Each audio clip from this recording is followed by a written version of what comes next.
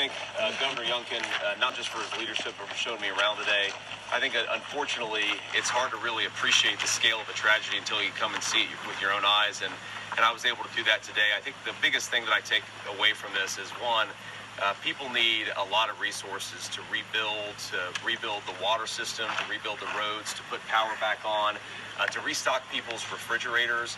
But most importantly, I heard an unbelievable number of stories of incredible human tragedy, but also human heroism that saved a lot of lives and made it so that this very, very significant tragedy wasn't a whole lot worse. I mean, even just a couple of minutes ago, I heard a story of a family that got out of a house because they took bed sheets, they used them to crawl out of a window and then to go get into a boat where they were eventually rescued. I heard about a husband and wife where the husband was rescued, thought for 20 hours he had lost his wife, and then eventually she was found.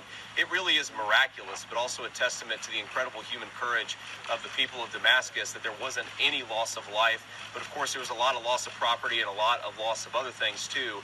And so we're going to help this community rebuild. I know that, we're of course in the middle of a political campaign. I think that one thing I've heard consistently from the governor is that FEMA has provided a lot of resources, and of course we're very grateful to that. But I also think that talking to people just on the ground today, but also talking to the governor, this is a community that has long been left behind by the leadership of this country. People who have been forgotten, people who have been ignored, people who have been judged despite the fact that they are the nicest people in the world. I gave the mayor a hug, and I was talking to somebody else along with the mayor, and she said, we're hillbillies and we're proud of it. And I think this community shows you why people are proud of Appalachian values. They're resilient, they're strong, they love their neighbors, and they're going to rebuild this community, I believe, better than what it was before. And that's because of their incredible resilience and the incredible proud that I got my Damascus hat. Yeah. And most importantly, I'm just rooting for the people of this region, not just here in Virginia, but of course all across the country, in North Carolina, in Tennessee, in Georgia, in Florida, who are affected by this terrible storm. I don't know if the governor wants to say something, and then we'll take some questions, but I'm so grateful to be here. I'm so grateful to be here with these great local leaders who have done a good job of providing some real leadership in the midst of a terrible tragedy. It could have been a lot worse in Damascus. It wasn't, because our leaders responded, and I'm most grateful for that. Thank you. Thank you. Further, I just want to thank the senator for coming. As he said, this is a part of America that's often forgotten about, and it's not forgotten today, and nobody here will ever forget that you came and told them that they matter. And that's what's most important. Listen, this storm was bigger and caused more damage than anybody possibly could have imagined when we were preparing. But I have to say, our first responders were absolutely heroic, rescuing people off of the roofs of hospitals and using swift water crews to rescue people out of houses that were being washed away, and everyday citizens doing the remarkable. And that's what this entire region is about. It's about people helping people. It's about the character of a community presenting itself. And as we rebuild, and we're going to rebuild with a lot of help from a lot of people, this will be a better community than it was, and it was a pretty darn good community to begin with. And so I want to thank everybody for coming today. We got a lot of work in front of us.